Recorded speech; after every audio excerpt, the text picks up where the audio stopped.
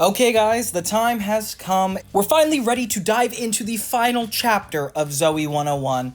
When I started this project 3 months ago, I did not expect to have a more positive outlook when I left it, because despite the cynicism, I think Zoey 101 is a lot of fun to watch. While the morals don't exactly line up with what I think people should be watching, and the way they treat each other doesn't feel authentic in a positive way to me, I still think it's a fun watch, and I could tell why we were drawn to it when we were little, because they showed the ridiculousness of situations you would be in at that age. And while some shows are better, like I'd say like Unfabulous or Hannah Montana, we do have to acknowledge its place in history. I'm probably going to do the movie soon, Zoey 102, so keep an eye out for that. If you're not subscribed already, make sure to subscribe to Johnny 2000. I've definitely been having some low months, so I'd really appreciate the support and help in continuing this sagas. But whether you like it or not, I'm gonna have to keep going, so too bad. What's up, everybody? It's Johnny 2000, and today we're diving into the 4th season of Zoey 101. Okay, so season 4 of Zoey 101 starts with an episode called Trading Places. And unlike previous season premieres before, it's the only one that the characters aren't literally walking onto campus being like, new semester. Not sure if you were caught up on the drama of the previous season, but there was this whole goodbye Zoey incident where Chase said that he loved Zoey over a webcam and she overheard it. Being the heroic romantic he is, which is sarcasm, I think his crush on Zoey is borderline scary with how much she gives him back. He ends up going all the way to England to meet up with her. Turns out she's gone by then. We kind of hop in right where we left off, which is kind of cool. It almost feels like a third part of the 2-part finale. And we see Lola, Quinn, Michael, and Logan all playing basketball. Here I come. Hey, foul!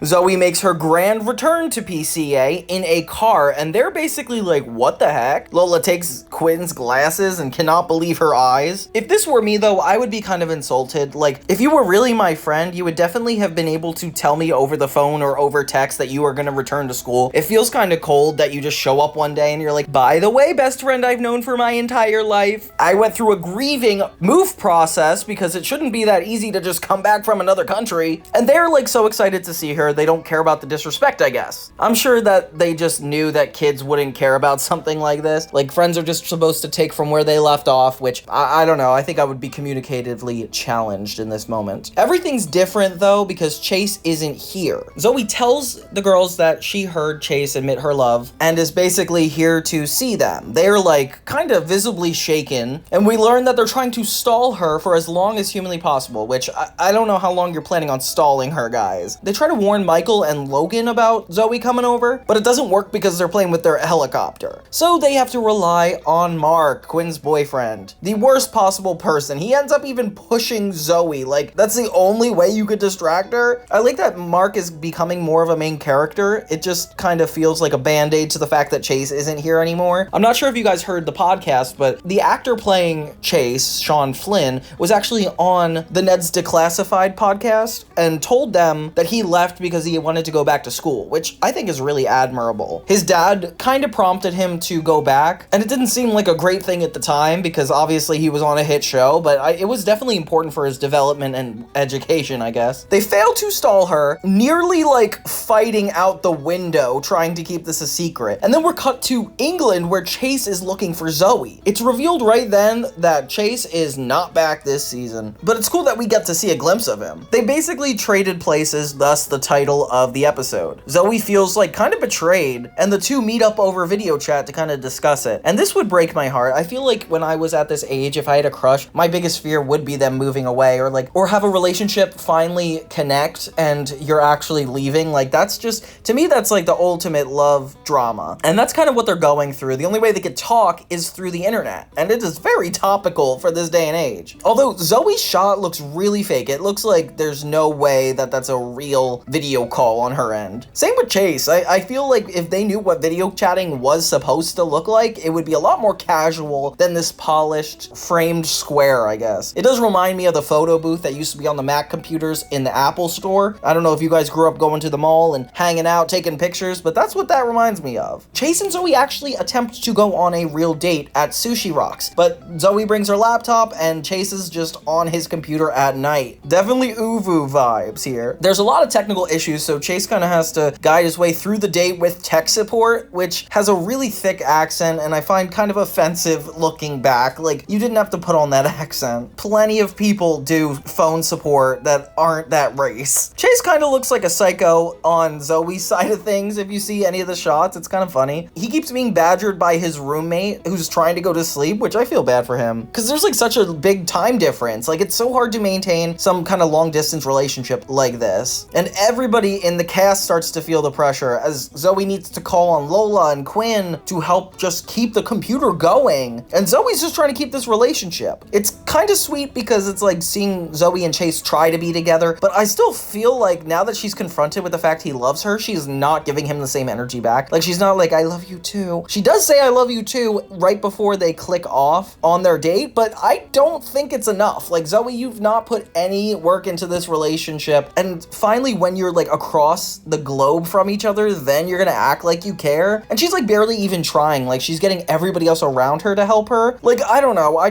don't think this relationship's worth it. Sorry, Chase, and sorry, Zoey. It's just not working for me. But yeah, interesting start to the 4th season. I feel like we're just essentially making up for everything that was left untalked about from the last season, which is kind of annoying because I did not love the season finale. I thought that was such a weird way to end the 3rd season of Zoey 101, but if you're writing off Chase, I guess it's funny. This does a good job at kind of navigating the transition between all the changes that are about to happen over this whole season, which are ridiculous. Like, not only is Zoey dating somebody, but then Mark has to break up with Quinn. Like, we all know that the show ends a very specific way, with a bunch of people's fates playing out in a very specific way. So the fact that we only have 12 episodes for the rest of the series is really making me question how they're gonna accomplish that so easily. But I do feel like this is a good transitional episode that kind of warms us up to the new life we have to live at PCA. I really wish I knew what level or grade these guys were in because it's just so confusing, like how close they are to graduating or if that even matters to them. I feel like it's weird to have a whole show centered around a school like PCA and not have any insight into their ambitions, like stuff they want to do outside of just drama with each other. Like, I don't know, it's kind of weird in that way. Like, nobody's really driven. And then we go to the 2nd episode of season 4 called Fake Roommate. And yes, guys, it truly does appear that every single season of Zoey 101 has had an episode about roommates, and specifically a roommate leaving and a roommate coming back. Every other time, though, it was about Zoey and her drama with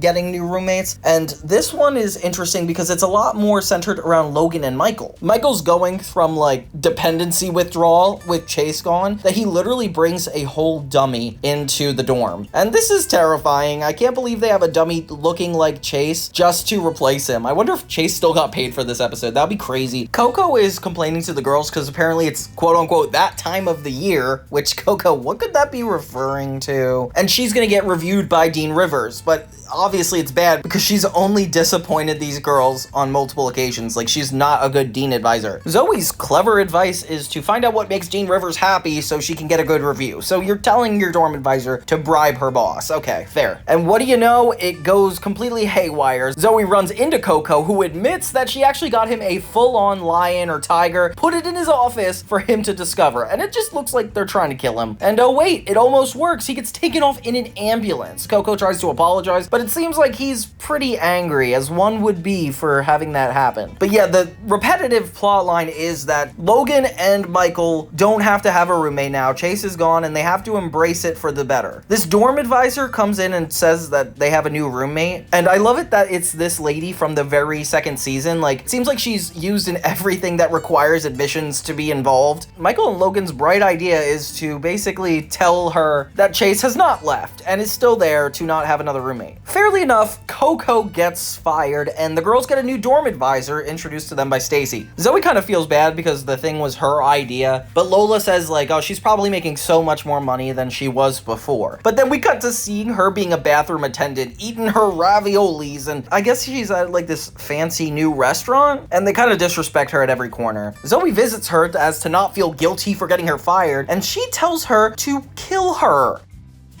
Kill me! Go get a hammer, then come back and kill me with it!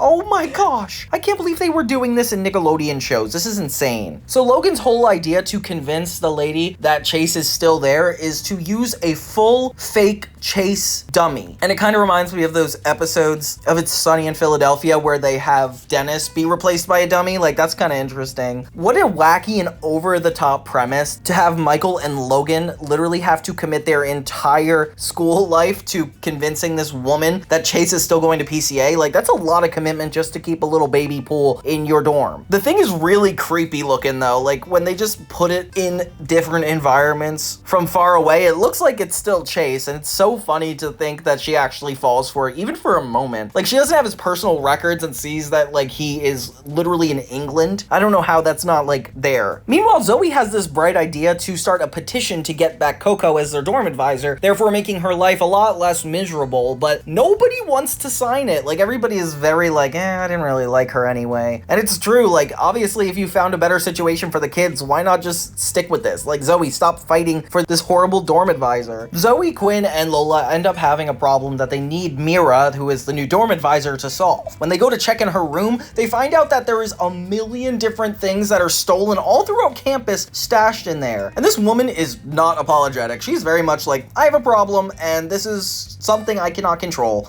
Are you gonna fire me? Well, duh. Get out of here, you nutbar! As an adult now, I'm like, wait a minute, you can control that. Like, what? Who's forcing you to steal from all these children? And of course, the situation is only to be solved by Dean Rivers hiring Coco back, because this woman looks so much worse than Coco, therefore it, like, actually makes sense. What can I say? The resolve on the Michael and Logan thing is actually really funny. Like, they keep taking the Chase dummy all around campus. They even say that he has a disease, and that's why he can't come super close to the advisor. And if I was the advisor, I'd be like, their friends are a little too nurse-like to him, which would be kind of crazy. A dog actually attacks the dummy and she witnesses it and automatically knows that they were lying to her. So they're gonna end up having to get a new roommate. And unlike the other roommate type episodes, we don't see the new roommate jump in right away. It's just more of the circumstance. They think they even see Chase for a moment, which is downright depressing, as there's this guy in this single spotlight in the parking lot fixing his car, and of course it's not him. Oh my god, it ends up being Mira, and she steals Dean Rivers' car. Crazy way to end an episode, but I like that we got a Coco episode, a new roommate episode. Like, they're finding ways to shove a lot of content into really short amounts of episodes. I like Zoey 101 doing this approach. And then we have season 4 episode 3, which is Alone at PCA, and this is one that I really didn't remember super well. It seems like an obvious idea. It's like all the main characters are stuck at PCA during this trip that everybody else is taking, which is spring break. And since they don't want to go to Mr. Reese's house again for another reality show, it seems like they're going to be staying on campus. At first they're bummed, but then they learn to look at the bright side of it, with Dean Rivers even being like, you guys are lucky. The whole reason that they have to stay at PCA is funny because apparently they were expecting Coco to take the kids to Yosemite for the week. But apparently her and Carl, this boyfriend that she's had many episodes, has broken up with her because apparently she fell on his mother. Oh my god, Coco. Oh my god! Was she hurt? I don't know. Carl says she has a fractured neck or something.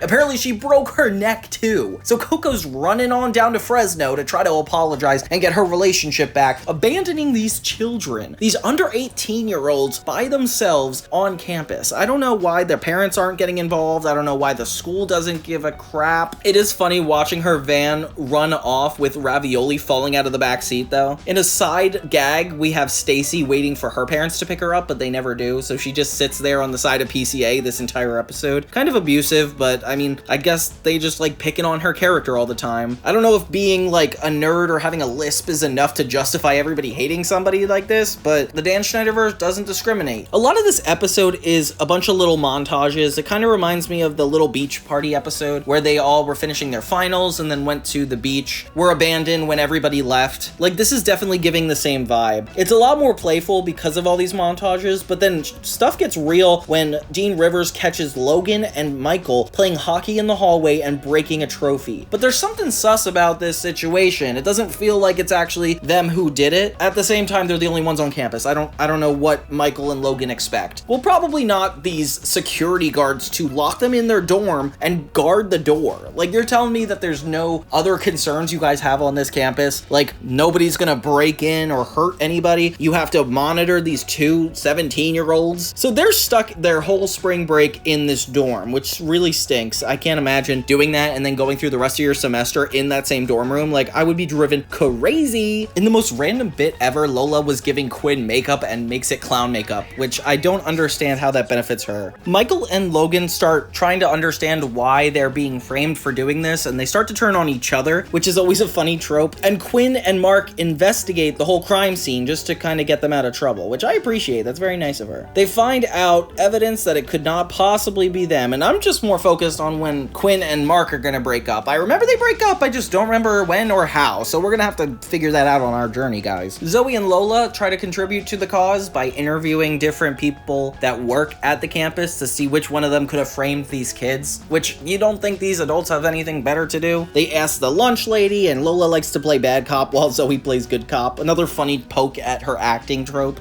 We're not idiots! I never called you an idiot. Where were you last night between midnight and 1 a.m.? Now you're scaring me. There's this really suspicious janitor that keeps being aggressive toward them, which is definitely him. I feel like I could put my cards in that right now. The only thing Quinn is able to find with her investigation is the fact that the hockey stick was in fact the thing that broke the trophy. Therefore, it has to be Logan and Chase, which that's all you figured out? I could have figured that out. I don't even have cereal in my fridge. Stacy ends up coming in and actually giving them the solution, questioning Seamus, who actually is the janitor they were just interrupting. He buried Logan and Michael's stick after breaking the trophy himself. They find out that there's actually a really deep history between this janitor and Dean Rivers, which is, it's very random. I feel like we started out as this episode where everybody's going on vacation, fun, friendly montages, and suddenly we're caught in this big frame scheme, which this could have been done on any episode. Like, why did it need to be during a spring break? Why couldn't you just focus on the fact that they're alone somewhere, or have the plot be about the fact that they are alone there, not just have them come back to campus for an episode that they probably would have done anyway? Like, it doesn't need to be alone at PCA for this, but whatever. I guess that's just something they did in the first season. They wanted to bring it back. I don't know the logic here. The whole episode ends in Dean Rivers and this janitor literally wrestling to the ground. It surprisingly takes another twist when the main cast just wants to enjoy their time on campus, so they sit by a fire and the episode is resolved. I guess there's no legal implications for the fact that Seamus literally broke the trophy and now they're all just hanging out. Like, you were literally willing to put Logan and Michael away behind bars, and now this guy just gets to hang out by a campfire? It's not fair, I'll tell you that much. So far, it feels like we have the whole identity of Zoey 101, like as it was, as we knew it, and it feels like nothing is changing too much yet, but the way they're slowly integrating new aspects really comes to a head in the next episode, season 4, episode 4, Rumor of Love. And this is the infamous episode that introduces our boy,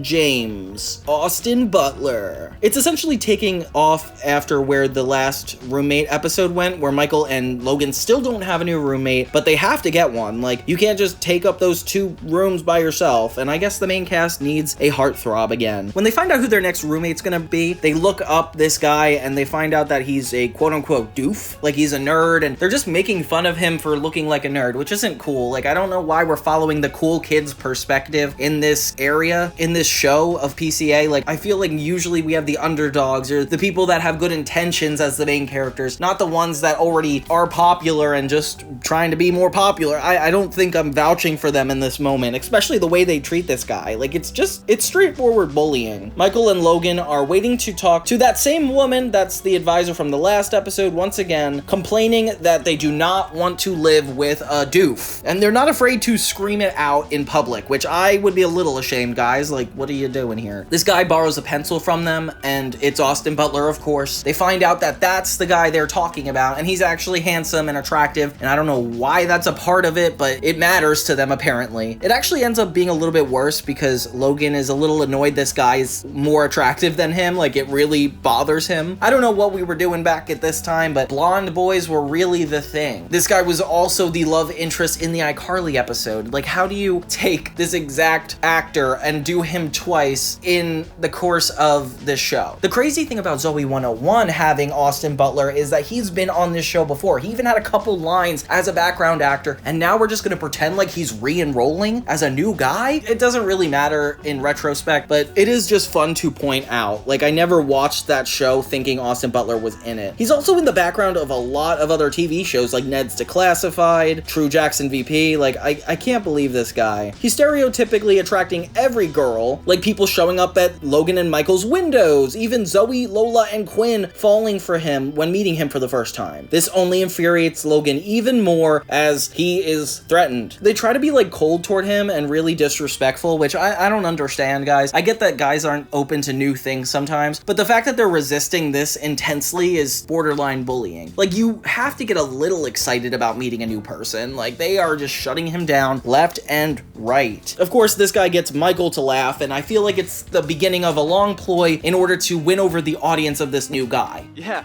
a little bit. That's not funny. You laughed. Hey, you don't know what I did.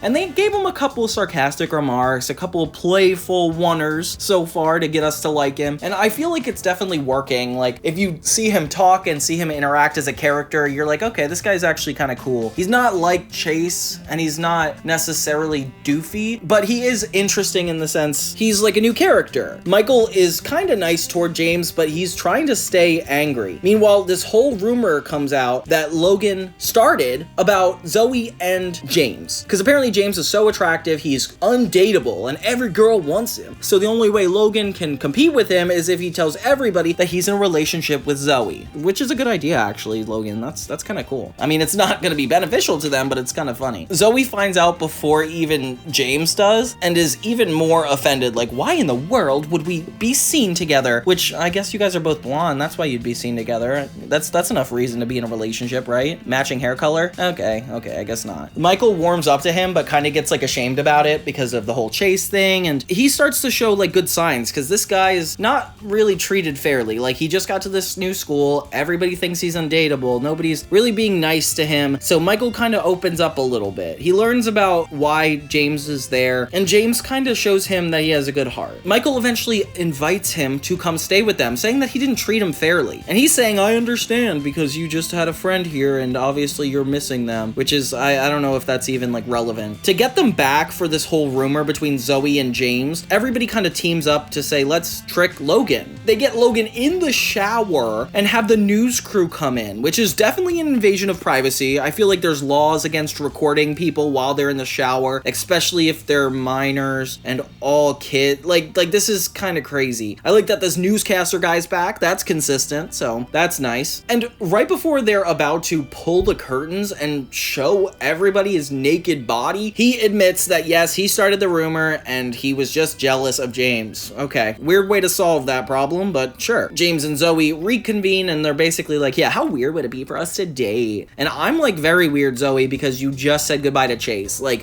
that guy you were like talking to for almost like 2-3 years. Yeah, like, you definitely didn't express a lot of feelings toward him. Like, how are you just able to automatically fall for this guy? It's just, I don't know, it's weird to me, but they kiss and it's solidified. Like, they end up pretty much dating. So what was the point of torturing poor Logan? I mean, I guess he's a bad character, so they have to punish him somehow, but this is a little cruel. We're starting off Zoey 101 Season 4 on a very interesting note. It's only been 4 episodes, but we kind of covered a lot of ground. We had the first episode, which was a Zoey and Chase episode to kind of send it off. We had the fake roommate, where we're transitioning into new roommates. Then we had Alone at PCA, the final episode without a new cast member, where we get to see the main cast in their normal hijinks hijinks, going through this whole dorm scandal. I don't know why James couldn't be here in time for this, but that becomes a problem. And suddenly, him and Zoey are dating now, which is just okay, I guess. The next episode is Season 4, Episode 5, Anger Management. It takes this next episode to finally get Dustin back. I feel like I've barely seen him, if at all, and his hair's a little raggedy and longer, and he's looking older now. He doesn't look as old as he should. I feel like at this point, it's been 3 years, like he should be a lot taller. But hey, that's just my insecurities about my height at that age. He's working for Logan, it seems, and trying to deliver him coffee. Of course Logan's gonna take advantage of this kid. Zoey's all smitten over James, and everybody's teasing her about it, and it almost like makes me feel like a little bit of injustice, because it's like, poor Chase, like he got 3 seasons worth of episodes, and now she's just dating somebody. It makes me think that they were possibly intending on her dating Chase in this season, and it being about that. And I would have loved to see how they worked in a relationship actually, as opposed to seeing them get together and then never talk again. So a part of me feels like maybe they rewrote a couple episodes to fit James instead of Chase, and it kind of works. Like they managed to do it in a way that doesn't get in our way, but I do remember watching this way back when and feeling a little bit of betrayal, so there's something's going on. It's weird, but randomly in this season, I guess they started this habit of the characters watching cartoons together. Dan Schneider must have had people animate this. There's no way these aren't original characters. And now Quinn and Lola are watching it in their dorm. Quinn actually built a paint grenade, which I don't know what that would be useful for.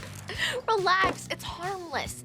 It just blasts you with 54 different colors. Which I view as harmful. It's so gross though, like there's this bowl of nuts that Quinn eats and then Lola eats it after her. It's really unnecessary to the plot. We get a glimpse into Dustin being Logan's assistant, and he's basically begging his teachers on his behalf for an extension on his homework assignments, which is so funny. I wish they did this plot earlier. Seeing Dustin try to be so attentive to this jerk's lifestyle is just so funny. Definitely reminds me of PAs in the film industry, if you guys catch my drift. Then it seems that Logan verbally abuses Dustin. Like, he shows Zoey and James and Michael this message he got, and it's just him screaming at Dustin saying like, I don't care if you're 11! And it's like definitely borderline toxic. I don't know why he's doing this. He's a kid. Well, I guess he's so rich, he obviously thinks everybody can work for him, but it's just crazy. They end up putting this whole message on the news, which I find hilarious. I can't believe he got that kind of comeuppance. And people start to harass him on campus. It kind of reminds me of when Josh was in that movie as the theater thug, and everybody was like, it's the theater thug! Yeah, that's what this reminds me of here. Everybody trying to hurt Logan and get back at him for being a jerk, which definitely feels like a fair retribution for all that he's done to Dustin. Like, this is kind of verbal abuse. I didn't realize that they had a parody of The View on this series too. It's called Point of View, which actually is kind of better than The View's title. I like that a lot. And Logan even gets sucked into Dean Rivers' office. He tells him that his daddy's money is not going to help him this time, which is really scary. Kind of reminds me of Logan Cut Off, which definitely is a concerning episode. He says he's going to enroll him in anger management for 10 weeks. Oh my gosh, can you imagine? I'm so excited to see this play out. So then it's Logan with a bunch of people all in this group with a teacher. I don't know which campus this is that they have anger management. And he's, of course, trashing it the whole time. Basically like, I shouldn't be here. Not with the accent, but you know what I mean. And everybody gets angry at each other, starts yelling, and oh my gosh, this feels just like what a stereotypical portrayal of a anger management class would be. Like, clearly nobody who wrote this episode was in anger management. Logan comes back to the dorm to tell him that his daddy did get involved, and if he can go 2 weeks without screaming at somebody, he'll be off the hook for anger management. And obviously this sounds like a win, but there's no way Logan can get away with this. That's why it's about to have comedy ensue. The only way they're gonna figure out if Logan is following the rules or not is this anger management teacher follows him around. He's literally standing outside the boys' window. I don't know any job that would allow somebody to do that, especially a professional. Poor James, though, he just got introduced last episode. Him and Zoey are dating, and we talked about it for 5 seconds. I guess we just accept it's a part of reality now. Zoey and James kind of get devious about this, and they're like, we should poke fun at him. I don't care if he's trying to grow. We should make sure we can get an outburst out of him, which I'm starting to wonder the morals of these characters. And James is very, like, silent when it comes to his responses. He's not a very theatrical actor, which is why why he's like pretty good at this sarcastic tone. Zoey presents his project to him super late, so he'll yell at her, but he holds back, keeps a thumb up, and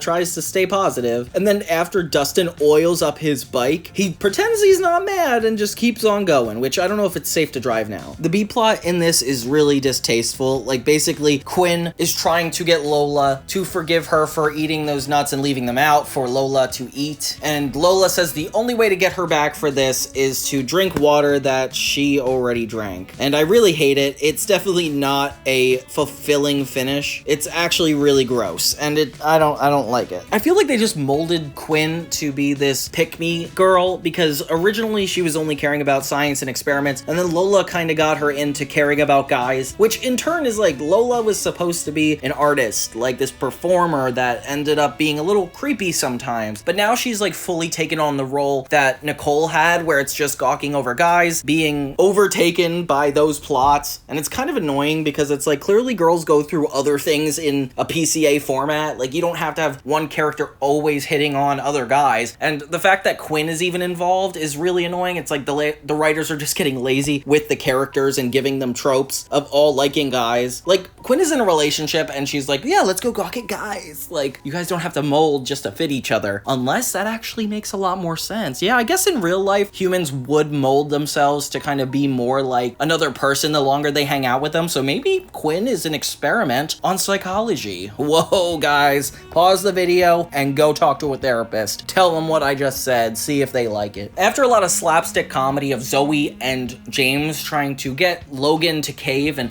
actually be angry, Zoey uses the paint bomb that Quinn made earlier, puts it in the closet, and it explodes on him. And I'm like kind of feeling bad for Logan a little bit now. Not really fair to fight fire with that much fire back. He's successfully not angry about it, and his counselor comes in to congratulate him on going 2 weeks without screaming. Although he hears him actually let out his anger, goes back with Dean Rivers, and suddenly Logan is in trouble once again, which I definitely think they would expel him now, but I guess they give him one more chance because next thing you know, he's in anger management again. I wish the whole anger management plot was a little bit more funny and not more about James and Zoey trying to push Logan, but like a genuine effort in trying to not be angry anymore. Like, even Dustin doesn't end up being a part of it either. It feels like it becomes somebody else's episode, and it's like, where did that come from? And I wish I could have seen more of them in the anger management class. Like, that would have been really fun. It's just another torture Logan episode. Okay, whatever. Let's move on to number 6. Quinn misses the mark. As you can guess, this is about Quinn and Mark. They've had a really interesting relationship stemming back all the way to season 1, where she had a crush on this guy. He was really shy, didn't really want to be with her, and then they ended up getting together anyway after she found out that he already had a girlfriend. So then they end up dating. They're together for a little bit. Season 2, they're together in the Halloween episode. You see them again together in the next season where Quinn wants to kiss him and she tries to figure out what the issue is. And we're kind of taking off from where that left off with them. Like, it seems like they're not really passionate, and that's kind of sad. Like, in this episode, we start with all 4 of them hanging out in the lounge and having a good time, but Quinn wants to spend more alone time with Mark. She makes sure that the girls leave, and while she's trying to canoodle with him and, you know, get a kiss out of him, he's kind of like, no. And this guy is like dangerously neutral. Like, he is the most alien-like emotional turbulence because he is barely showing face. If I were Quinn, I would also be worried about our relationship. In a really weird B-plot, James and Logan are expecting Michael to return home with this package of cookies. He puts them down for a second and a horse starts eating them, which is wacky and like almost borderline unbelievable. He barely has an explanation for the boys. It sounds like he's making this whole thing up. And James calls Michael Cookie Monster as if it's like this big bad insult, and I'm like, oh, whew, it's getting real. That cookie basket was a gift from one of my stepmoms. Which one?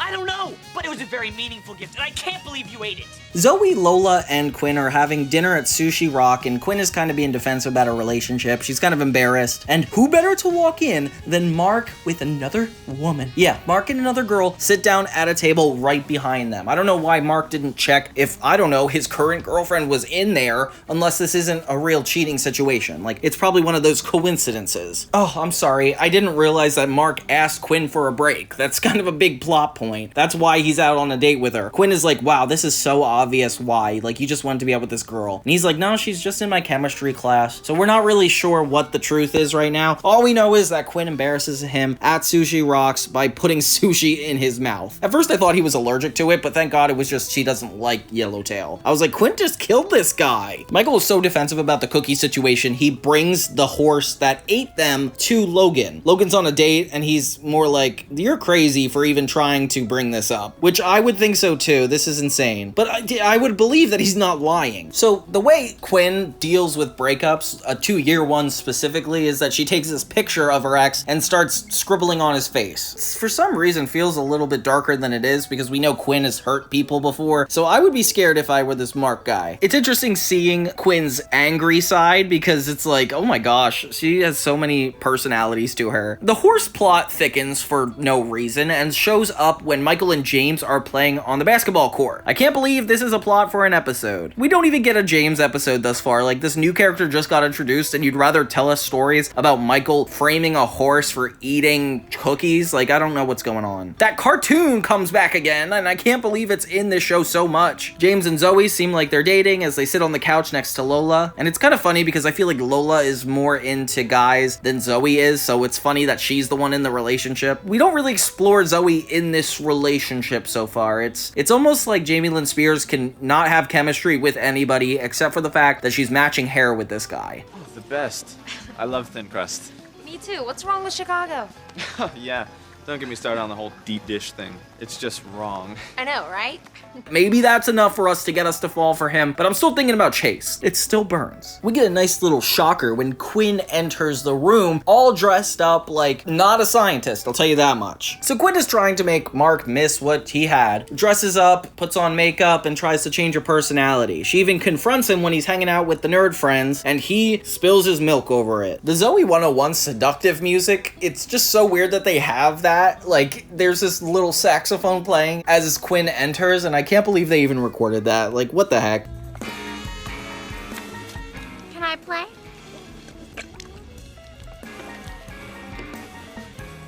You broke up with her? Can I date her? No. Oh, it turns out that Mark is dating this girl named Brooke. It's so sad to hear him have to explain to her that he's not with her because she's pretty, but because she and him just vibe. And that probably hurts Quinn more than anything because, like, that was her best friend, her boyfriend, and now he's just suddenly moved on. It's kind of depressing, but it's very topical for high school age. Oh my gosh, then we get PCA at gym, and we probably have like the 50th gym coach. This show has so many gym coaches, from the wrestling episode, from the disc golf episode. Like, this whole show is just filled with gym coaches. The horse shows up while they're doing their morning routines, then again into the shower where Michael is, and I cannot believe this is a plot. Oh, and then we have the moment that matters more than anything. Quinn is sitting alone, all dressed up, and then the only person here to comfort her, Logan. I wonder where this is gonna go. The music here when they're talking is just so over the top. I can't believe I wouldn't have known at this point that they're gonna be together. Like, it sounds like somebody's dying or somebody has a long-term illness and the other person is not gonna make it. Like, listen to that music. What's your problem? Nothing, Logan. Just keep writing. At first, Logan is really bad at giving advice, just essentially like downplaying her emotions pretty quickly. But then he starts to warm up and be a lot more thoughtful, says that Mark is actually missing out and that she's actually really good, which is crazy. I can't believe he was thinking this. Like, this feels so out of the blue. This is where it gets even crazier. Logan compliments her, says she's smart, pretty, and really fun to be around, and even puts her glasses back on her for her. I can't think of anything more romantic. At this bench, these two form a really sweet relationship, only to be interrupted by Michael and Zoey riding a horse through the background and into the main place of PCA. It's so dramatic for a moment seeing them like go through campus like this. And of course, Logan and Quinn really regret what they just did. They're awkward about it, and I kind of like that. I like that we're not just throwing people together for fun. We actually see their character dynamics interrupt each other and how that's gonna work out. And then meanwhile, we find out that this horse actually belonged to some woman. Michael actually had bonded with the horse and helping Zoey get to her class while riding it. So the fact that this woman comes along and takes him away really upsets him. And I don't know, he didn't really like it for most of the episode, so I don't feel that bad that it's leaving. Like, I don't know how Michael would take care of it to begin with. But he says goodbye, and it's really teary-eyed, with James coming in and pointing out the fact that he could see him crying. With a nice hug, the episode ends. Aww. And I can't believe that they not only had Quinn break up with Mark, but also get with Logan in the same episode. I mean, I guess that's how real relationships work at that age, but it is crazy to me how much they're fitting into the 4th season so far. I feel like this is like 5 seasons of plots going on at this point, and I don't know where we're going next, so buckle in. So the next episode of season 4 of Zoey 101, we have 7, Walk-a-Thon. And of course, PCA is nothing without its episode fundraiser. Yeah, this is another fundraising episode. We've talked about it many seasons in the past, and at this point it just feels like they're repeating all their same ideas, guys. It starts with James and Michael playing pool in their lounge. Lola's working on knitting, which is kind of crazy. I don't remember her being into knitting. And Zoey comes in talking about this whole walk-a-thon thing that's going on. Apparently every mile they're gonna donate a certain amount of money to help the homeless. And Lola rudely says, to raise money for the homeless kids. Why can't the kids just go home? We'll suggest that.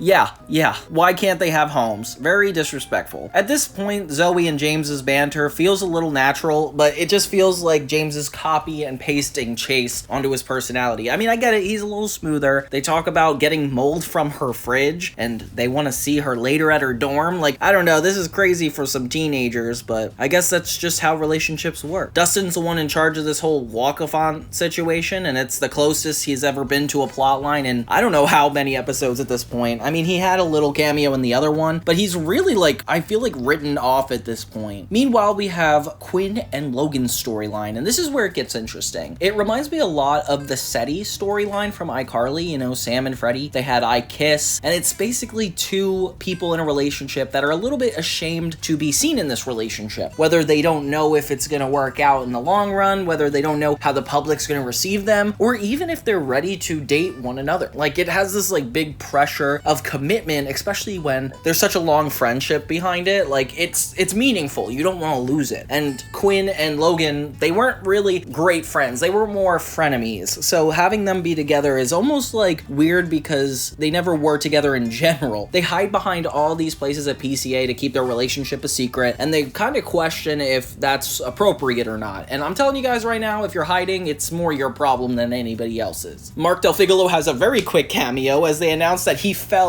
in the Walk-a-Thon, and it's just a clip of him on the news with everybody throwing cups at this body. And it's like, is anybody gonna help him up? Not really nice, guys. The show just gets more and more cruel as the day goes on. Later, the Walk-a-Thon's over, and Zoey and Dustin are here to collect their money. Lola pledged $30, but didn't realize that it meant for every mile, so she owes them $600. And it doesn't seem like Dustin is giving any empathy toward her. He's like, give me my money. And it's like, dude, she does not have that kind of money. Zoey tries to play peacemaker and help her solve the problem, but she does it in a really disrespectful way. She's like, oh, I guess I'm gonna solve it again. And it's like, Zoey, you don't do that much for other people ever, really. So she goes to this whole special office for pledges, which I feel like it would be run by the school. I don't think these inner cities are planning these and like taking control of them that hard. Like, they just gotta give them the money. Zoey shows up and it's like this Godfather parody, I would say. Like, he's this big mobster guy that's basically like, no,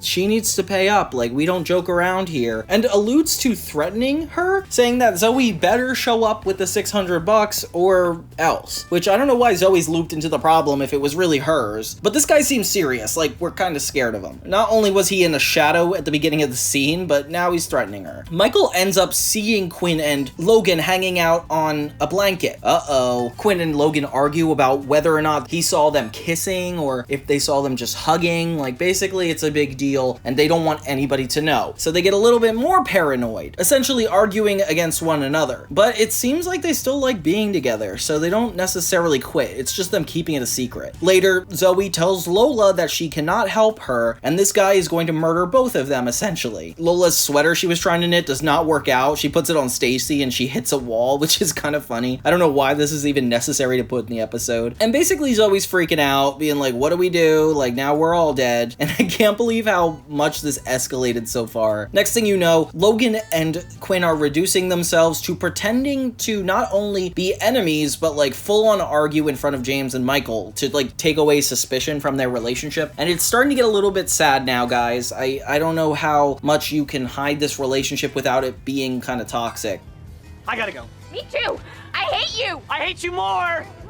Later, it turns out that this charity guy shows up on campus with a bunch of goons, and it is terrifying. Zoey, Dustin, and Lola are approached by this man, and we think they're gonna die. They're trying to raise the money, but they just can't make it work, I guess. Logan and Quinn decide to take the straightforward approach, where it's like, okay, let's just head on and tell people we're together. They do that to Michael. They tell him, hey, we're together, and Michael literally doesn't believe them. He actually laughs in their faces, which I think is kind of funny because all this hiding and everything and nobody suspecting anything, it just goes to show that nobody cares, guys. Just date. It's fine. When Lola is approached by the charity guy with Zoey, it's almost like this scene out of a mobster movie, and it seems like they're surrounded, causing them to even almost run away. Turns out this guy just brings out a form and is like, you can't pay? We'll just sign this form and that'll be fine. And it's like, okay, of course that's how it would work in the real world. This whole Walk-a-Thon episode is really weird because it's the least connected fundraising event to PCA. It's like one where they don't actually have anything at stake, and it's just essentially an old man threatening Lola and Zoey getting in the way. I think the more interesting part of this episode has definitely got to be the Logan and Quinn stuff, which even though it's a lot simpler, it's a lot less going on, the drama is definitely fun. Like, this is why I like Zoey 101, because of the more character complicated relationships, and it seems like the 4th season is the most known for that. Like, they're really trying to push a lot of changes on and just see what works naturally. I feel like the writers must have known that this would be the last season, because the way they're going about it just seems like they want to quickly conclude these narratives with these characters. Like, oh, we gotta finish everything we set up really quickly, and then we gotta throw in James to take over for Chase. I'm not saying it's a horrible turnout, but it just doesn't feel like the same show. It's hard not to feel that way after that whole Goodbye Zoey situation. Like, that was a big deal. It ends with Lola and this mobster guy knitting together, which is so funny. So the next episode is called Vince is Back, Season 4, Episode 8, and it's kind of being a sequel to The Great Vince Blake, which is an episode where there's this really cool football kid, and Chase finds out he's cheating on a test, but kind of wants to out him for it, and everybody's like, no, don't. But then they do, they out him for it, and then everybody beats him up, and this episode is the sequel to that. Kind of reminds me how I, Psycho had I Still Psycho. Like, they bring back the craziest characters just for seemingly no reason, especially with James here. Like, shouldn't we be telling stories about him? Like, work him into the cast in a way that it's like noticeable that he's a part of it and matters. But you know what? No, we're just gonna keep rehashing things with specifically Chase and try to make it seem like he's still alive. It's almost like these reboots are always trying to do some kind of cover up like that. Even the 8th season of that 70s show seemed to have this whole replacement for Eric Foreman. I think his name was Seth Meyers' brother? Something like that. Already the episode started and we have a Quinn and Logan issue. Basically the girls are teasing Logan and Quinn gets really defensive, and it's like really obvious that something's going on. Like, why is she defending Logan? Already kind of a telltale sign. So Michael's walking around town with his rocket pop, and then he sees Vince Blake in the crowd. Oh my gosh, he's freaking out because, you know, last time they saw him, they beat up all 3 boys. He is concerned, so he goes immediately to the dean's office. The dean's like, yeah, obviously he's back, which is kind of disrespectful. But there's a whole bit where the dean is working on this like 4-year-old girl's toy that's like a build your own oven. I'm not sure if you guys remember that from the 2000s, but they had like these like fake ovens that would actually cook food but somehow wasn't radioactive or connected to electricity. Like, I don't know how that was going for us. I didn't do it too much.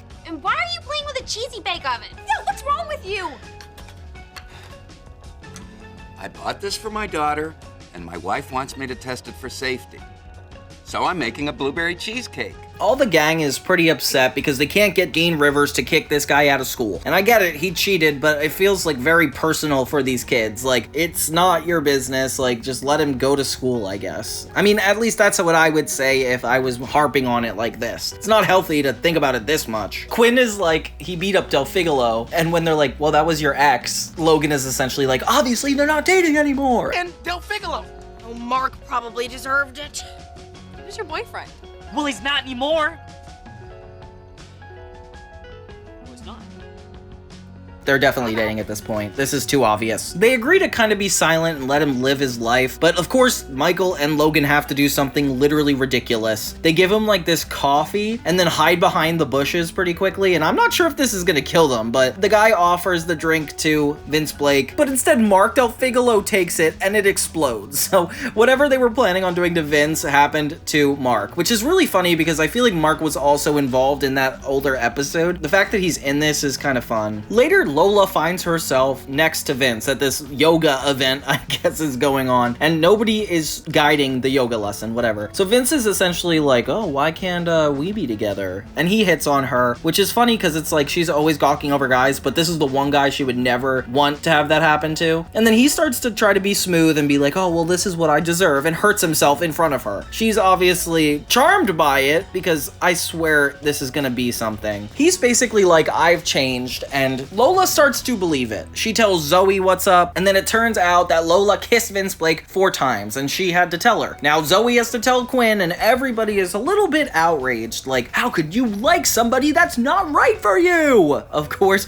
Quinn gets a little self-conscious here. I would. It's so funny because it turns out Lola's in the room while she's trashing her, which is like kind of funny that Zoey doesn't care that much. Kind of a reflection of real life that she doesn't care. Essentially, Lola doesn't feel bad, and everybody kind of turns against her, which I, as an audience member, am kind of sad about. Logan and Michael are still trying to get their revenge on Vince Blake. They set up this like rocket launcher with a bunch of eggs and food. It's kind of gross. Then we get the Dean walking out with his little cheesecake maker again, which is kind of a funny thing. He carries around this little pink make-a-bake oven, and the catapult actually destroys that, so the Dean is actually really angry. Later, Zoey decides to take it upon herself to just straight up tell him he doesn't belong at PCA, which is the most bully group mentality if you ask me, which makes a lot of sense because this show seems to promote a lot of that. Then we smash cut to another scene where Zoey and Quinn actually defend him, and they're like, actually he has changed. I like don't know what happened in those moments that he managed to smooth talk both of these girls. I forget which shows these are in, but they always have that episode where they have a villain come back after a while saying that they've changed and has to prove themselves to the main characters, and that is exactly what's going on here. Like, Vince is bribing everybody to like him again, and it's funny because you don't really know the intention, and I find it kind of weird because Chase is the one he wronged the most, and it seems like he cannot get an apology from him, so like, why does it even matter that he doesn't care? Suddenly, Vince Blake is hanging out with James, Zoey, and Lola now. Now it looks like they're all just getting along. Michael and Logan are protesting, just staring at them from a distance, trying to still harm him, which I don't think is a good idea, guys. They watch him through binoculars. It looks like they're about to hurt him one more time with this fake panel on the ground, and when he steps on it, it doesn't work. Surprise, surprise. He has this little speech to Michael and Logan about needing forgiveness, and it's kind of sweet for a moment, but then it turns out that he set up this giant pot of cheese to fall on Logan and Michael. And I don't know why the girls don't step in and be like, wait, he was rude all along. It ends with them not resolving anything at all. The bullying's still going on, and if anything, them getting rewarded for pouring cheese on it. And also, the girls laughing at him. Like, this is not a good ending to an episode. All around, it's cool that we got another character back, but it feels like a little bit of a misled attempt to try to bring us back to the show's origins, which this was 1 season ago, guys. It's not that dramatically long ago, but it is interesting to see it try to work itself out. 7 episodes in, and I don't really know what to make of all this. It's definitely not horrible, but it's definitely not as good as seasons 1, 2, and 3. Okay, so I guess it is horrible. Episode 9 is Dinner for Too Many, and this is actually a really fun episode. It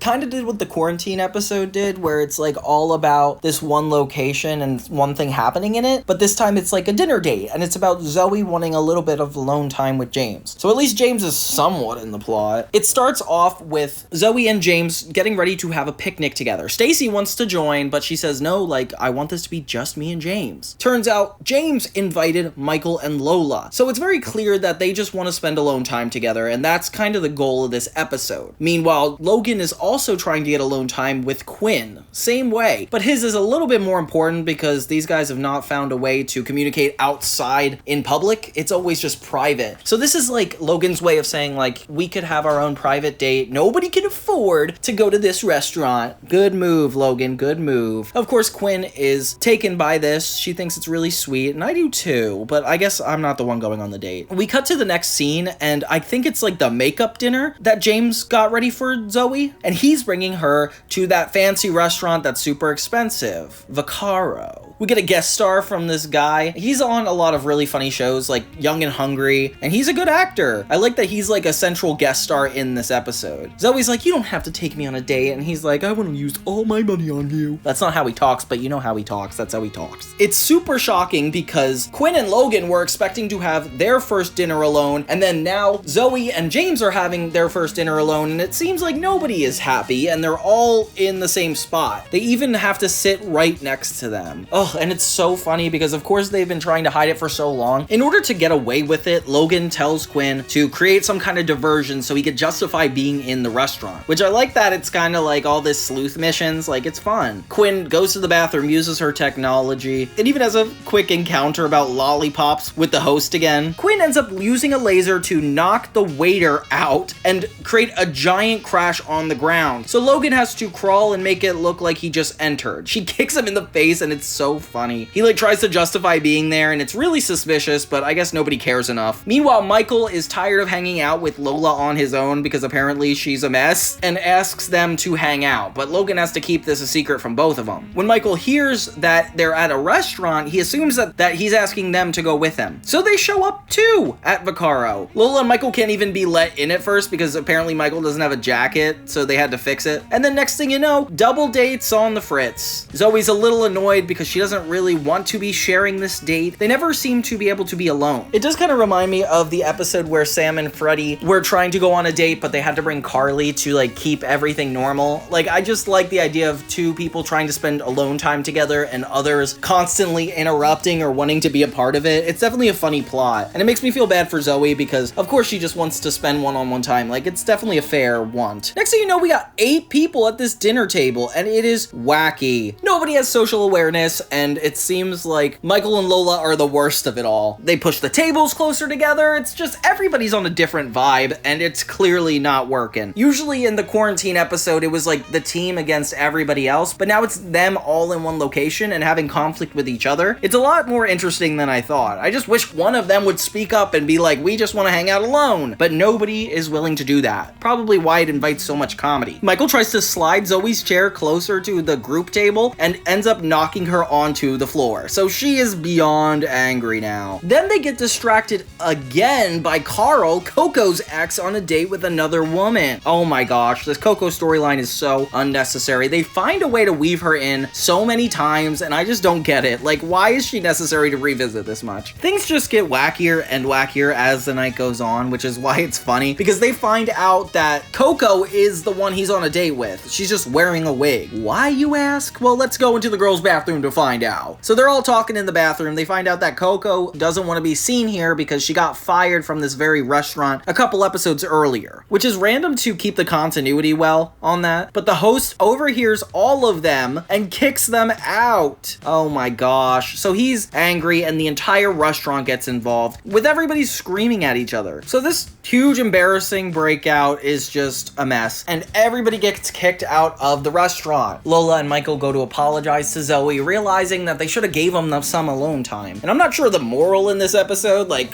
I don't get the character journeys. And I wish Quinn and Logan got outed in this very moment. Like, it was such a big, intense scene with the restaurant. I feel like it would have been nice to see them reveal it, but I guess that's not happening yet. All the friends make up for it by putting this nice table on the volleyball court, kind of like a beach date, which is kind of cute. So James and Zoey can enjoy themselves one-on-one for the first time until the volleyball team comes in and they're like, can we just play around you? Yeah, that's kind of how it ends. Definitely funny. I like that we get to see Logan and Quinn try so hard to keep their stuff a secret. I feel like that's the most interesting thing going on in Zoey 101 anymore. Like, this whole Zoey and James situation feels a little bland and empty. Like, without Chase, I feel like we don't have the actual heart of the show like we used to. Everything that made me nostalgic about the show was about Chase. Like, everything that I'm seeing now is a little bit random, aside from the Quinn and Logan stuff. But hey, we're getting toward the end of the series. They're just trying to make do. Let them go, guys. I'm just kidding, it's me. So we start off Coffee Cart Band, Season 4, Episode 10, with James, Zoey, and Quinn walking down the street. Quinn is basically trying to show James what it's like to make people faint all the time, knocking every kid at PCA out one by one. And it's kind of funny. They approach Dean Rivers and finally get to meet his wife, this woman that they've joked about many times before. And it's kind of funny. This woman is very stuck up and to herself without giving them much eye contact. She's just on her phone like a teenager. And of course she disrespects Dean so much. The coffee cart behind everybody apparently is being raided for coffee. We've seen this coffee cart before, and I think the guy working behind it was on an episode or two, but apparently it's the best coffee ever and everybody wants it. Dean Rivers' wife is walking by, and she is the unfortunate victim of this coffee cart going so off the rails with students that it goes off on its own and the cart runs over her. Oh my god, poor Miss Rivers. Dean Rivers is super angry and has the right to take away the coffee from everywhere, so this great coffee cart ban begins. Dean Rivers' wife asks for a new life because of this, which is kind of dramatic if you ask me. I feel like she's a little bit more bitter than she's supposed to be. Can I get you anything? Yes, a new life.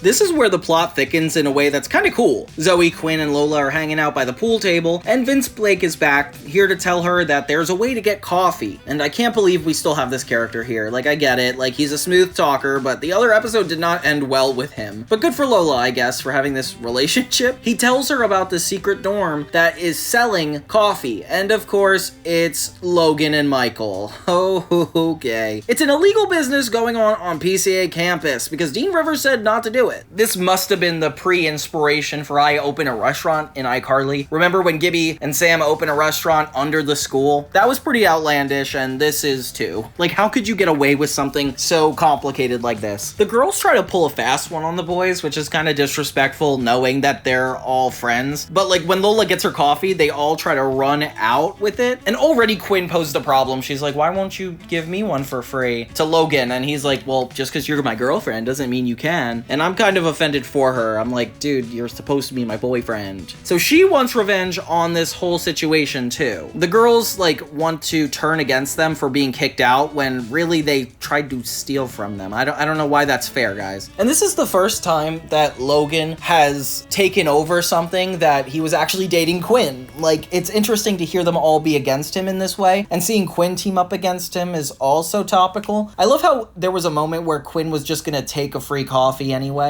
Like, that clearly shows she was not on their side about this, and now it's convenient to fight them back. I don't know, Quinn. Not nice. The revenge is interesting because they end up doing better prices at Zoey's dorm with Quinn handling the coffee now. So it's a big competition. Michael and Logan are really stressed out, even realizing that James knew this all along and doesn't want to be involved. It's like, why'd you be on the show if you didn't have to be involved? Logan pulls a really hard fast one by calling Dean Rivers and telling on the girls, which is making him a really bad boyfriend at this point. Michael is kind of a good friend about it and warns James that they're going to be shut down. Zoey gets the call and suddenly everybody is in a rush to shut down this cafe. I kind of like it though, like the fact that they even fit tables in here and bread, muffins. Like, this is a full legit business, and I don't know why they'd think that this wouldn't lead to legal precautions anyway. Dean Rivers shows up with security trying to track down where all this coffee is coming from, and his hair is getting really long. I don't know if you guys noticed it, but Dean Rivers, woof, get a haircut, boy. When they run into Zoey's dorm, they find out that they are having only a book club. Yeah,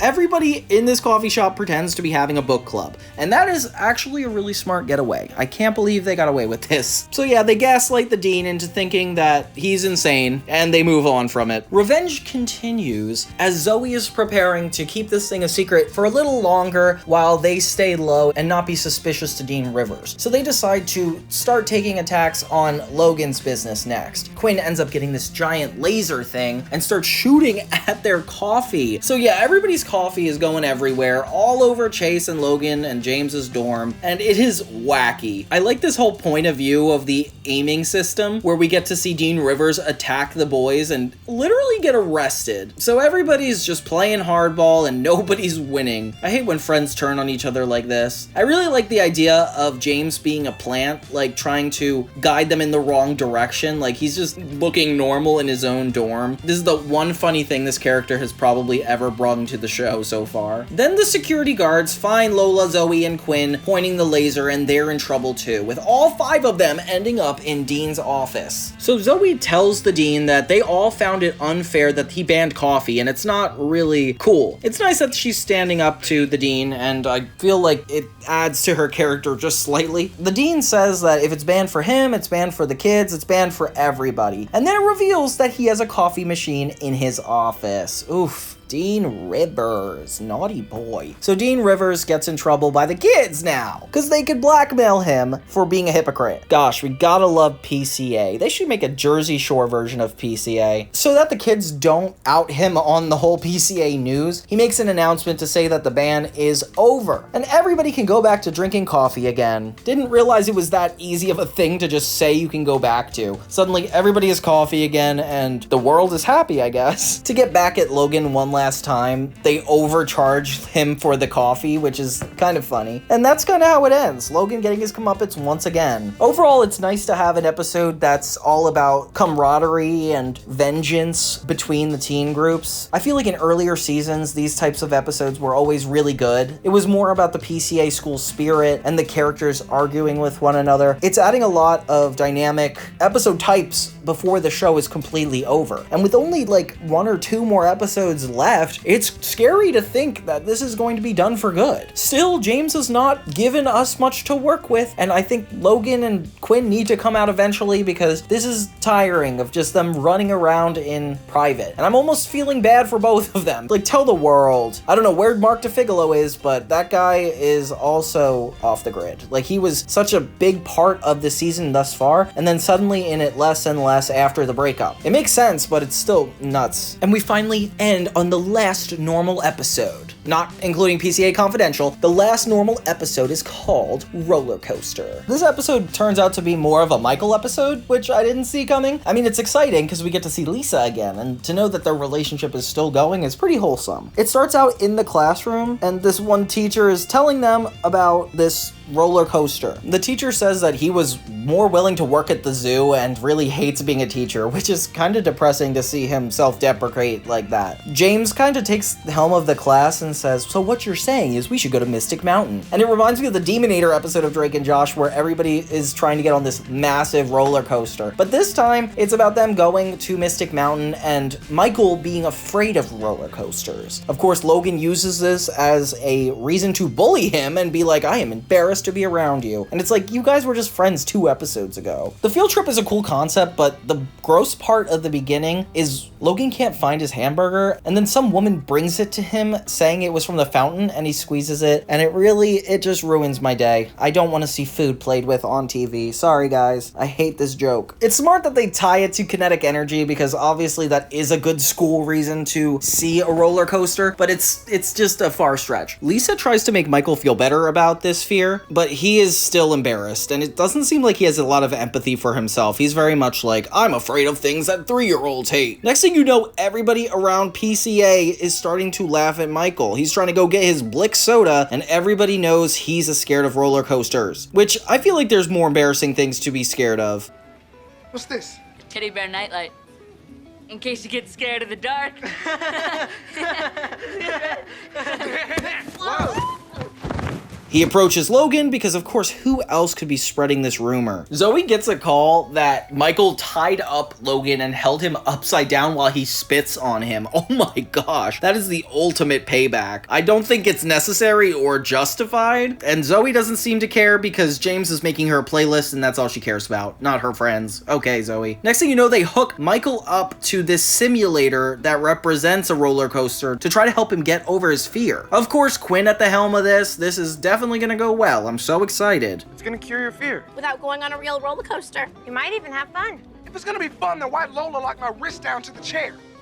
In the simulator, he gets so freaked out that he is able to jump off the machine and break through a wooden door. Oh my gosh. So the fear is a lot more extreme than anybody had thought, but it's really nice of his friends to like actually care about this issue. And seeing Michael's one-on-one moments with Lisa also makes him seem like a really nice guy. It starts to get really personal here because Lisa sees a spider and then goes to a Girl Scout to kill it, which why is there a Girl Scout just walking around PCA? And Michael's offended because she didn't ask him to kill it. Like, why would he be so scared? He's just scared of roller coasters. It's really not a fair situation. Like, nobody's giving him the benefit of the doubt here. He's worried about thinking he's a wimp and everybody's just trying to tell him he's not. Zoey tries to give him a pep talk saying that like everybody's afraid of something, it's normal, you might as well just get used to it. And he's like, okay, fine, I will go to Mystic Mountain. And that's where it gets interesting. Zoey tries to get Michael into the theme park, but he is hesitant. I like that she's really caring in this moment. And then this short person who's running the ride is mocking him the whole time because it's like, of course he's gonna be mocked. Zoey tries to support him and the guy is in the background just as annoyed because it's like, of course this guy can't be scared. He goes on alone with Lisa and Zoey watching and it's like, you guys didn't think it would be more terrifying to go on a roller coaster all by yourself? Like, I would be freaked out. Like, at least one of them could have held his hand or something. He ends up having a really good time on the roller coaster, which is kind of sweet that actually they pushed him to do it, given that positive outcome. Imagine, like, he had the worst experience of his life, jumped off the coaster. That's a little far. I still think it would be funny, though. The episode ends kind of pleasant when they have a midday concert at PCA, which, why are we adding that to the lore? Does that really need to be a part of PCA? Does this have to be the lore? Zoey comes back from the amusement park to tell him that Michael got over his fear so well that he's riding a roller coaster right now. And everybody gets to enjoy the concert at the park. The end. It's nice to get one more Michael episode. I feel like it's been a bit. And that's what brings us to the 2-part series finale. For the record, there's 14 episodes, but the last episode is called PCA Confidential. It's a clip show. It was filmed in the 3rd season, aired later. I don't need to talk about that right now. Let's just pretend that this is the last episodes in the series. We could talk about that as if it's like bonus content, but I really need to focus on what made this so good. So episodes 12 and 13 are Chasing Zoey Part 1 and Chasing Zoey Part 2. So everybody's getting ready for summer, talking about their plans, and apparently Zoey's going to be going to Hawaii to be a cabana girl. I don't know why you're not aiming higher, like something academic, but I guess this is good for you, Zoey. And meanwhile, James can't go with her because he's working with his dad over the hardware store. A really unnecessary backstory that was added to James in the diner episode that I don't think we need to revisit. Meanwhile, they're playing this really ridiculous game that everybody puts their finger in this little device and it shocks you. Kind of reminds me of playing Operation when you're trying to take out all the body parts from the guy without getting zapped. That was a throwback. In Michael's subplot, he reveals to Lisa his new car that's a stick shift, and she's like, you don't know how to drive it? And I vaguely remember this premise. Like, I remember when I was learning to drive thinking that stick shifts were different because of something in teen TV, and I definitely think this must have been it. So maybe that's what we're going for here. In the meantime, everybody's getting ready for this prom, and Lola is so excited because she is going to be the one in charge of it, and she asks Quinn to do everything for her, which is kind of disrespectful. Quinn can't do the prom committee, so she can only find Stacy to help her. Lola gives her assignments that more so have to do with her personal life so she can work on the prom stuff, which isn't technically an incorrect thing. Like, I get you need more time to do it, but I don't think you're supporting the prom by doing Lola's chores. I don't know, Stacy. Meanwhile, Logan is telling Quinn that he asked somebody to the prom in order to like kind of make it look like they're not together. She obviously gets really angry. Meanwhile, James has good news. He wants to go to Hawaii with Zoey. It's really sweet because she also gets a necklace and he says, I love you with it. I don't know if you noticed, but right before he gives it to her, she's on iCarly.com. Like, look at this screenshot. Oh my gosh, it's not subtle at all. Meanwhile, Michael really wants to learn how to do a stick shift, but doesn't know how until this random old man comes by and he serves as like this Mr. Miyagi type, trying to teach him how to do a stick shift, kind of like it's a super big karate dojo type situation.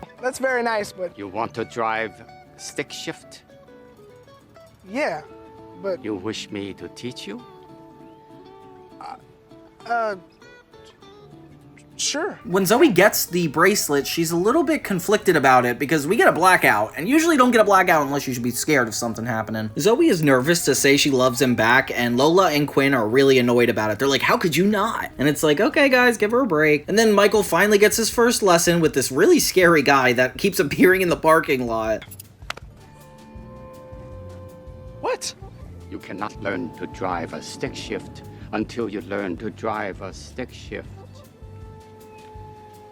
He asks him to make him food for him, as if it's going to be a part of the stick shift situation, and he does it anyway. I don't know why you'd believe them, Michael. I'd be scared of this man. Quinn decides she's going to take helm of who Logan will take to the dance. They both have to bargain of like who it's going to be, and it's definitely a funny trope. I can't believe they're still trying to hide this relationship. I didn't think it would go on for like 6 episodes. I thought there was like some amount of time where we actually did see them together, but I guess it was all in hiding because nobody here knows. James even spots the two and they keep it a secret, so they're still ashamed. What can you do? We get a peek into his plot because apparently he can't find Zoey. She's not meeting at their usual places, which is kind of sad because they're kind of a good couple. I feel like they were really working out for what they were, and seeing Zoey so spooked when she finds out that he loves her is definitely scary. This old man invites himself into Michael's dorm and gets him to feed him once again, and he's stepping on berries in this moment. Like, why does Michael have to step on berries to make him juice? Like, this doesn't really help anybody. It's definitely reminding me of the Mr. Doheny episode of Drake and Josh, where they keep inviting himself into inappropriate parts of their life. Like, this man is just inserting himself. When Michael approaches him about conning him and trying to get him to make food for him to eat, he realizes that it was a part of the lesson to learn how to drive a stick shift. So he gets to drive all throughout the parking lot. Yay! Next thing you know, Zoey has to confront James about the fact that he loves her and she's not said anything back yet. A common trope in teen sitcoms that I actually really like. It's definitely a big moment when you tell somebody you love them, and I feel like there's nothing more important when you're in a relationship at this age than that. You know, like, that is the highest authority. It's like the going steady of our generation. Zoey uses prom as an excuse to keep dodging James until she could figure out her feelings. But poor guy,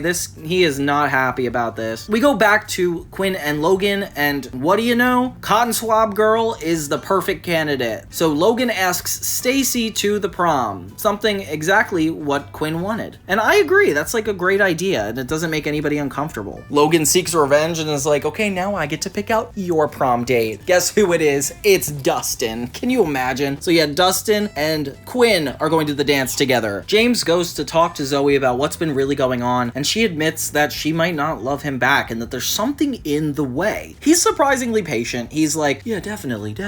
He's like such a gentleman in a way that I don't think any boy this age would actually be. Like, he's too respectful. And I'm dying to hear Zoey say she misses Chase. Like, I feel like that's the whole thing she's getting at, but it doesn't end on that. It ends on them breaking up, and that's kind of where we leave Zoey 101. Oh wait, there's one more episode. The grand finale of Zoey 101, Chasing Zoey Part 2. Before we go to the final episode, let's do a gameplay. So far, we're about to finish the season. We get barely any of Dustin this season. Nothing. Lola is in a relationship with Vince Blake. That was kind of random. Zoey had a relationship with James, but then they just broke up. That's also happening. Michael and Lisa are still together, and Quinn and Logan are still a secret. So there's a lot of stuff that needs to be resolved in this episode, and a lot of stuff we're saying goodbye to overall in the whole show. This whole prom that they were talking about in the midst of the last episode is everything that the episode is leading up to now. Zoey's depressed about the breakup, which is cool because I never seen Zoey have a breakup before, you know? Like, it's definitely unfamiliar territory, and crazy that we're ending the show on an episode about something she's never been through. Like, I wish they just threw this in the plot. She's like definitely heartbroken and doesn't know what to do. Quinn and Lola are trying to cheer her up, but she says she doesn't even want to go to the prom. Dustin is getting way too old for this show, and you could tell because his voice has dropped significantly. He's here to take Quinn to the dance. For some reason, Quinn finds it necessary for one last time to throw a bomb at one of the robotics kids that are walking by. You remember them from the Robot Wars episode? Yeah, that's crazy. So everybody's gussied up and heading over to prom, and it's looking like a really sweet time. Dustin takes Quinn on his bike, and it is kind of adorable. I love how they are going to the prom together, and you get to see this moment in the opening title sequence. Oh my gosh, there's such a funny scene where Zoey isn't going to the prom, and the news guy hits on her, which is so ridiculous because he already has a prom date that is literally standing right there. So disrespectful.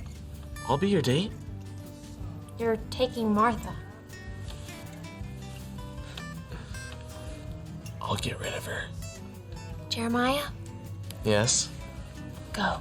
Lola is going to prom in a cab. It's kind of like a messy Uber driver situation where they have this driver, which should look familiar to you, talking on the phone the entire time and pretty much ruining their prom trip, not able to get them there at all. He abandons them on the side of the road. Guess who this man is? Yeah, that's Dan Schneider, the guy who created all of this stuff. I don't really want to talk about him because I feel like he doesn't deserve a lot of attention compared to the work he's done, but it is crazy to note that he's put himself in this, literally, the finale of Zoey 101. And I don't think I knew this growing up. I definitely don't remember him being here. This is quite the surprise. But you know what? That's him. You could tell his voice. Finally, we've come to the final prom. We get a moment with every character dancing with one another. Oof, Mark Del Figolo's in it. That's a nice callback. And Dustin is way too short for Quinn, so it's just plain embarrassing. You guessed it, Logan is dancing with Stacy, and it's embarrassing. Lola and Vince are on this big escapade to get to the prom, and they even run into the robot nerds who convince them that it is the end of the world. Well, not convince them, they say it's the end of the world and just appear crazy, because it's not, you know? And we get a really big surprise. Zoey gets a call from an unknown number on her pair phone. Who is it? None other than Chase Matthews. So Zoey and him have a really intimate conversation while she's alone at PCA, and it's kind of romantic. They're flirting a little bit, and Zoey does a really good job at dodging the fact that she just had an entire relationship. Chase realizes that it's PCA's prom night, so why isn't she going? He falls off the cliff one last time, the same way he did when he approached Zoey in pretty much every season thus far. And the two have a moment on the staircase where they're just catching up for a bit and eventually kiss. Oh my gosh, I forgot about all of this. I don't know why I didn't remember them finally reconnecting. Maybe because it was like within a couple minutes of the episode, not really about it that much. But like, this is such a big deal. Like, I'd like to see that it's finally getting its resolution. It has to do with Chase. I feel like Zoey kind of played him a little bit because she got in a whole new relationship right before she kissed him and didn't really talk to him about the relationship. It's really weird. Then we finally get the moment I've been waiting for where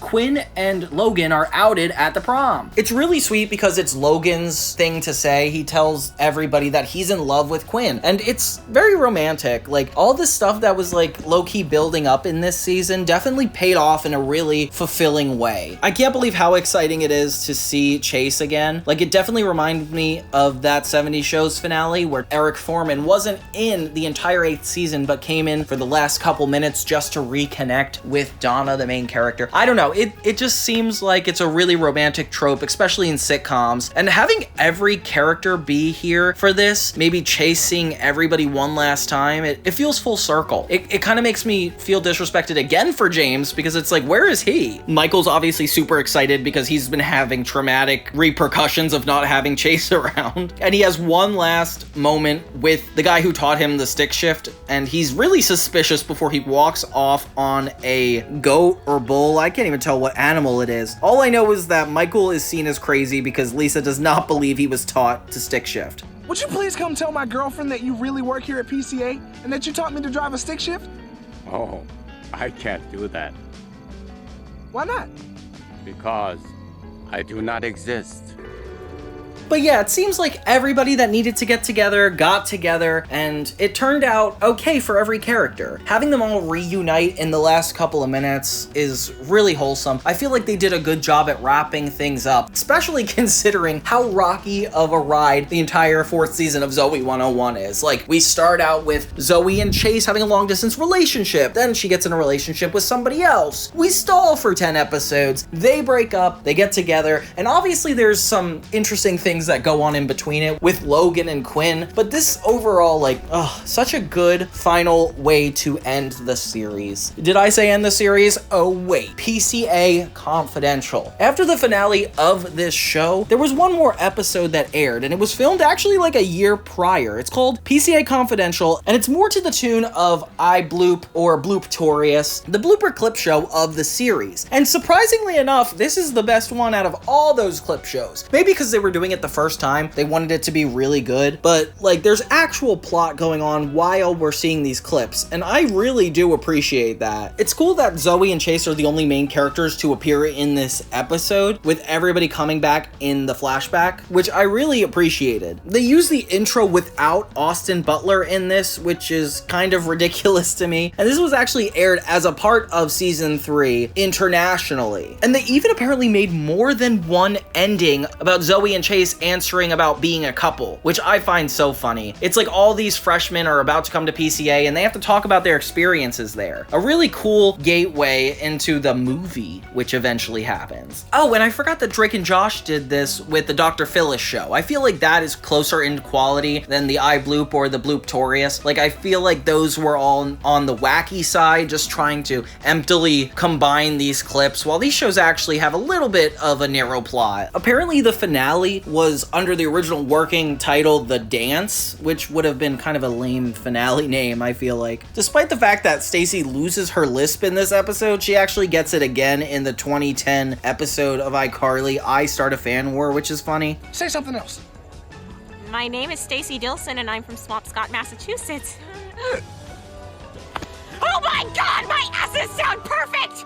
And it's so crazy that Zoey, Chase, Michael, and Lola were not present when Quinn and Logan's relationship were mentioned. Apparently, Dustin was the only main character aware of their announcement, as he was the only one present. Apparently, Sean Flynn wore a wig for this because he had short hair at the time. Isn't that so funny? Apparently, this episode exists in 2 different versions. There's a 1-hour version and a 2-part version with 2 23-minute episodes. And I wonder which ones we have access to, because that, I think, is crazy. Overall, good episode, good show, good times. Welp, now that we've gone over Zoey 101 Season 4... It's okay that you miss Zoey. I don't miss Zoey. There's only one more thing we can do. Rate them. Yeah, we're gonna do a backwards rating system. There was about 14 episodes in season 4 of Zoey 101, so we're gonna start from the back. A reminder that this whole season was actually pretty decent. I feel like if we had to rank the entire series, we would put season 3 as number 1,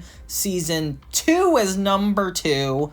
The first season is definitely the worst, and this 4th season, it's slightly better than the first season, so I guess we can all applause. Give us a round of applause. So yeah, all my opinions just take with a grain of salt, because none of these are fact. They're just my opinion. I just like to go over teen shows and rate them based on how they did in my childhood, my upbringing.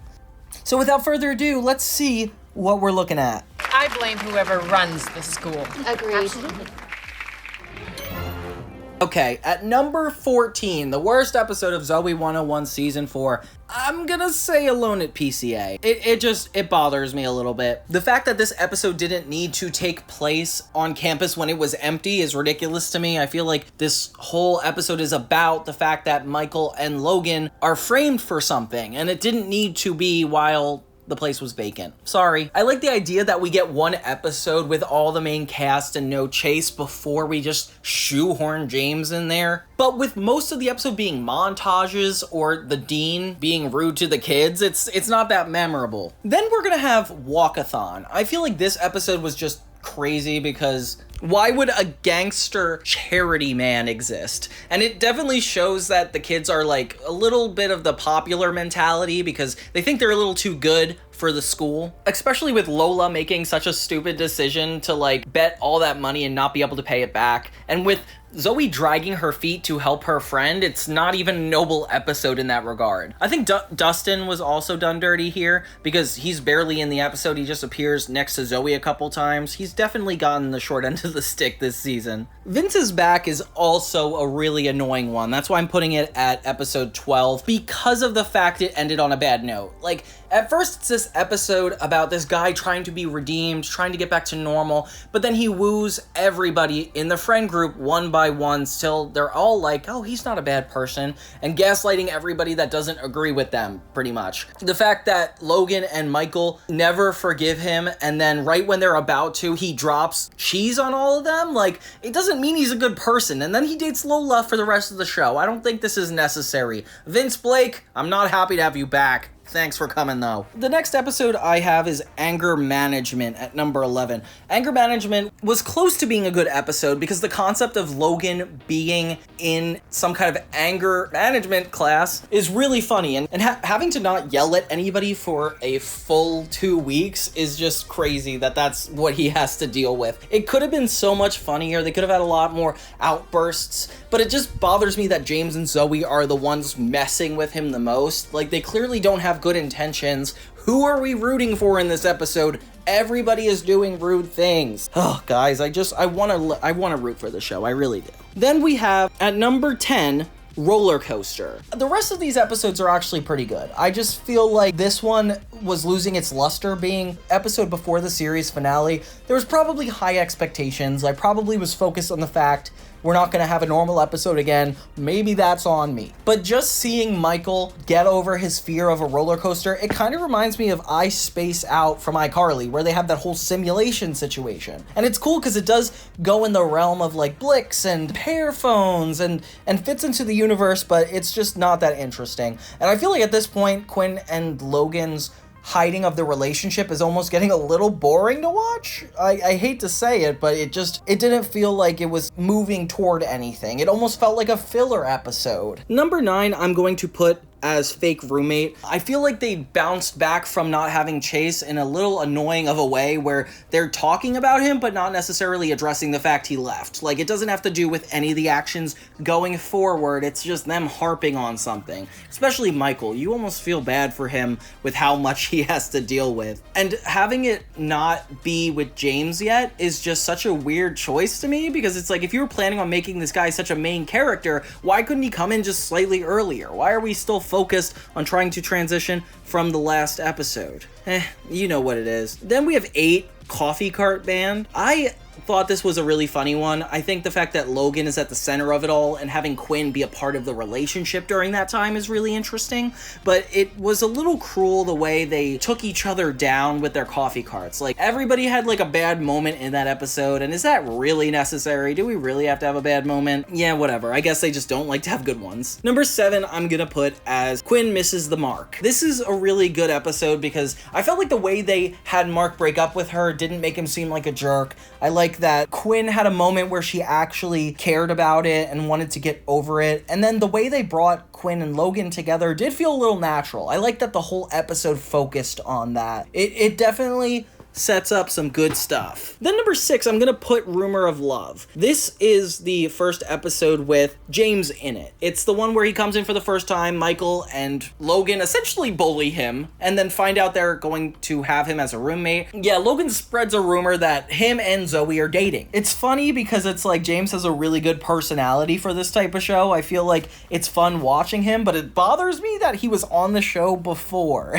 Like, I can't believe we're not gonna acknowledge that. Number 5, I'm gonna put as Dinner for Too Many. So this is the one where Zoey and James were gonna go on a date, but everybody keeps crowding up the table. It's one of those things where they keep it in one location for most of the episode, like I Beat the Heat or I Psycho, but this time they're at a dinner party, and because of how much is going on with each individual relationship on its own, there's a lot to build up to. It almost does that single location situation a lot of justice because there's so much to go off of. It also kind of reminds me of that Victorious episode where they can't leave the restaurant until they pay the bill, except for these stakes are a lot more interesting because it's all the group against each other, not necessarily the restaurant. And I thought that was a really good trope. Seeing Zoey try so hard to just get alone time is definitely funny. And what a perfect circumstance for Quinn and Logan to lie about their relationship. I felt like it wasn't done as well as it was in this episode. That's why I'm putting it in the top 5. Then number 4, I'm going to put Trading Places. So Trading Places is the first episode of the new season, and it's still with that whole Chase situation. I feel like they were trying to get rid of Chase, so it feels like a filler episode, but it's not really a filler episode. It's number 4 because it's funny. It's the best season premiere of any season. And while it's not super interesting, I feel like adjusting to the new era of Zoey 101 is a hard task to do. And they made it work in a way that's like, they found the chemistry between all the castmates without Chase, so they knew what to do. If anything, they kind of lost their luster after Alone at PCA. But up until this point, like, them trying to keep a relationship over online. It's super topical. It makes me feel relevant even today. So yeah, I'm putting that as number 4, Trading Places. Then at number 3, I'm gonna be putting Chasing Zoey Part 1. Yeah, this was the first time I felt like the season finale was actually so good that it needs to be in the top 3. With number 1 being Part 2. Try not to get confused by that, guys. The whole season finale did such a good job at undoing everything they advanced in season 4 that was negative. They did a good job at concluding everything, like all the relationships that they were putting throughout this whole season. Like Lola's in a relationship, Chase comes back, James is safely exited, and everybody has a character moment where they shine. And even though they seem like popular kids for most of this special, I feel like they do a good job at humbling them down before the series ends. The second part being better because Chase makes his appearance. Like, it's definitely full circle moment for Trading Places, which is why it like almost works top 5. And seeing Quinn and Logan finally admit their love for each other is just such a good way to end the whole series. Like, I couldn't remember how the show ended, but I'm just so happy I did.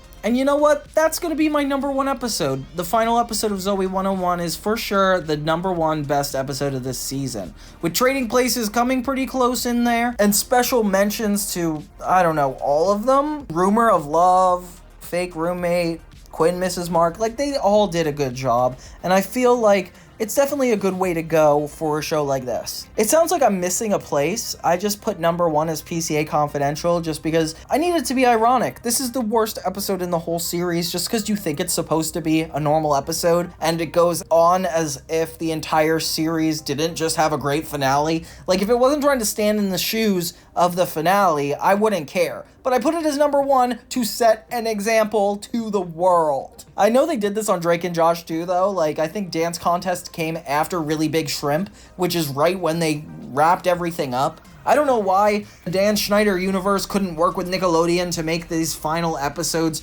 the last things you see of this show. Maybe because they just want the best moments to be seen, but come on, guys. But yeah, overall, Zoey 101 Season 4. Wow, you took me on a trip for sure, and I'm really excited to see the movie after having digested all of this. It's gonna take me a while to kind of comprehend it, but until next time, that was the 4th season of Zoey 101, and I guess I'm curious about your guys' opinions too, if I have to be. Like, what do you think is the number 1 episode this season? Do you feel like I kind of underestimated any of these? Thank you guys so much for watching my Zoey 101 Season 4 retrospective. It's been such a fun ride going through all these kids shows, specifically the 4-season kids shows, because they don't torture me like the double, triple episode seasons of Zack and Cody. The 2nd season of Zack and Cody is 39 episodes, and I still have to do that, guys. But thank you so much for your support, and I really appreciate you subscribing to Johnny 2000. And make sure to watch some of the other videos. I definitely covered Drake and Josh, Hannah Montana, and so much more. Thank you guys, and have a great day!